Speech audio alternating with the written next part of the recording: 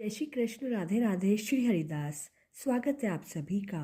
आप सभी को विजया एकादशी की शुभकामनाएं। फाल्गुन मास के कृष्ण पक्ष की एकादशी को हम विजया एकादशी के नाम से जानते हैं। विजया एकादशी के व्रत के प्रभाव से मनुष्य को हर क्षेत्र में विजय मिलती है और एकादशी के मातम्य के श्रवण व पठन से मनुष्य के सारे पाप नष्ट हो जाते हैं। तो आइए अब रसपान करते हैं विजया एकादशी की व्रत कथा का। जया एकादशी की कथा सुनने के बाद कुंती पुत्र अर्जुन बोले, हे मधुसूदन, फाल्गुन मास के कृष्ण पक्ष की एकादशी का क्या नाम है तथा उसके व्रत की क्या विधि है? कृपा करके मुझे इसके बारे में विस्तार से बताएं। तब भगवान श्री कृष्ण बोले, हे पार्थ, फाल्गुन मास के कृष्ण पक्ष की एकादशी का नाम विजया है और इस एकादशी के व्रत के प्रभाव से मनुष्य को विजय मिलती है और विजया एकादशी के मातम्य के श्रवण व पठन करने से मनुष्य के सभी पाप नष्ट हो जाते हैं। एक समय देवर्षि नारद ने जगत पिता ब्रह्मा जी से कहा, हे पिताजी, आप मुझे फाल्गुन मास के कृष्ण पक्ष की विजया एकादशी का व्रत का विधान बताने की कृपा करें। तब ब्रह्मा जी बोले, हे पुत्र, विजया एकादशी का व्रत प्राचीन तथा नवीन पापों को नष्ट करने वाला है। इस एकादशी की विधि मैंने आज तक किसी से भी नहीं कही, लेकिन मैं तुम्हें कहता हूँ। यह समस्त मनुष्यों को विजय प्रदान करती है। अब इसकी कथा सुनो। त्रेता युग में मर्यादा पुरुषोत्तम प्रभु श्री राम को 14 वर्ष का वनवास हुआ। तब वह अपने भाई लक्ष्मण और पत्नी सीता जी के साथ पंचवटी में रहने लगे। अब वहीं पर रावण ने सीता जी का हरण कर लिया।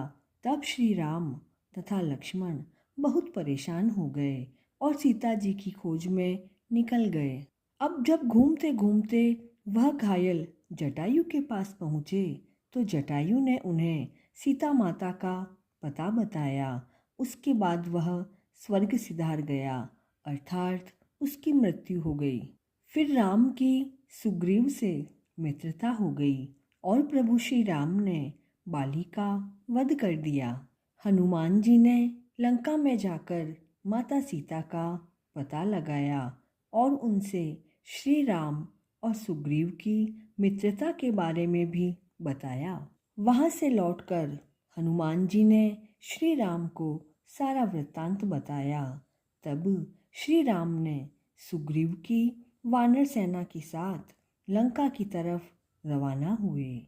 जब श्री राम समुद्र के किनारे पहुँचे तब उन्होंने बड़ा विशाल समुद्र देखकर लक्ष्मण जी से कहा कि हम इस समुद्र को कैसे पार करेंगे। तब लक्ष्मण जी ने कहा, हे दयानिधे, हम इस समुद्र को कैसे पार करेंगे? आप तो स्वयं आदि पुरुष हैं और आप सर्वज्ञ हैं। यहाँ से आधा योजन दूर कुमारी द्वीप में ऋषि वग्दालव्य हैं। हमें उनके पास जाकर इसका उपाय अवश्य पूछना चाहिए। अपने भाई लक्ष्मण जी की बात को सुनकर श्री राम श्री वग्दालव्य ऋषि के पास गए और उन्हें प्रणाम करके वहां बैठ गए। श्री राम व लक्ष्मण जी को आया देखकर वग्दालव्य मुनि बोले, हे राम, आपका आगमन कैसे हुआ? तब श्री राम कहते हैं, हे ऋषिवर, मैं अपनी सेना के साथ यहाँ आया हूँ। वह राक्षसों को जीतने के लिए लंका की ओर प्रस्थान कर रहा हूँ। आप कृपा करके मुझे समुद्र पार करने का कोई उपाय बताएं। तब ऋषि वग्दालव्य कहते हैं, हे राम, मैं आपको एक उत्तम व्रत बताता हूँ जिसे करने से आपको विजय ही विजय प्राप्त होगी। ऐसा कौन सा व्रत है महामुने जिसके करने से हर क्षेत्र में विजय श्री प्राप्त होती है? उत्सुक होकर श्री राम ने पूछा। तब महर्षि वग्दालव्य बोले, हे मर्यादा पुरुषोत्तम, फाल्गुन मास के कृष्ण पक्ष की विजया एकादशी का व्रत करने से आप अवश्य ही समुद्र के पार हो जाएंगे और युद्ध में आपकी विजय होगी। हे राम जी, इस व्रत के लिए दशमी के दिन स्वर्ण, चांदी, तांबे या मिट्टी का एक कलश बनाएं।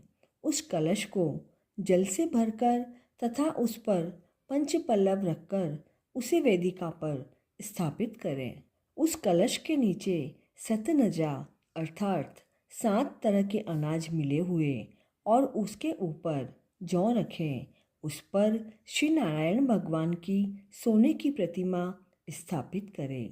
एकादशी के दिन स्नान आदि नित्य कर्म से निवृत्त होकर धूप, दीप, नैवेद्य, नारियल आदि से भगवान की पूजा करें। व्रत सिद्धि के लिए घी का अखंड दीपक लगाएं। पूरे दिन भक्ति पूर्वक कलश के सामने बैठकर व्यतीत करें और एकादशी की रात्रि को भी उसी तरह बैठे रहकर जागरण करना चाहिए। द्वादशी के दिन नदी या तालाब के किनारे स्नान आदि से निवृत्त होकर उस कलश को ब्राह्मण को दान देना चाहिए। हे राम, यदि आप इस व्रत को सेनापतियों के साथ करेंगे तो अवश्य ही विजयी होंगे। तब मर्यादा पुरुषोत्तम श्री राम ने मुनि की आज्ञा अनुसार विधि पूर्वक विजया एकादशी का व्रत किया और इसके प्रभाव से दैत्यों के ऊपर विजय पाई। अतः हे राजन, जो भी मनुष्य इस व्रत को विधि पूर्वक करेगा उसकी तो दोनों लोकों में विजय होगी। श्री ब्रह्मा जी ने नारद जी से कहा, हे पुत्र, जो इस व्रत का माहात्म्य सुनता है या पढ़ता है उसे वाजपेयी यज्ञ के फल की प्राप्ति होती है। अब देखिए, विष्णु भगवान का किसी भी रूप में पूजन मानव मात्र की समस्त मनोकामनाएं पूर्ण करता है। भगवान राम हालांकि स्वयं विष्णु के अवतार थे, लेकिन अपनी लीलाओं के चलते प्राणियों को सद्मार्ग दिखाने के लिए उन्होंने विष्णु भगवान के निमित्त इस व्रत को किया। विजय की इच्छा रखने वाला कोई भी मनुष्य इस व्रत को करके अनंत फल का भागी बनता है। विजया एकादशी का व्रत प्राणी मात्र को हर क्षेत्र में विजयश्री प्रदान कराता है। एकादशी के दिन ओम नमो भगवते वासुदेवाय मंत्र का जाप करके अपनी एकादशी को सफल बनाएं। विजया एकादशी को कुंभ संक्रांति का महासंयोग भी बन रहा है, तो विजया एकादशी का व्रत करके इसकी कथा का श्रवण अवश्य करें। इस पवित्र एकादशी की कथा को अधिक से अधिक शेयर करें और चैनल पर नए हैं तो please like, share and subscribe this channel. Thakur ji आप सभी को हर क्षेत्र में विजय श्री प्रदान कराए। इसी मंगल कामना के साथ जय श्री कृष्णा।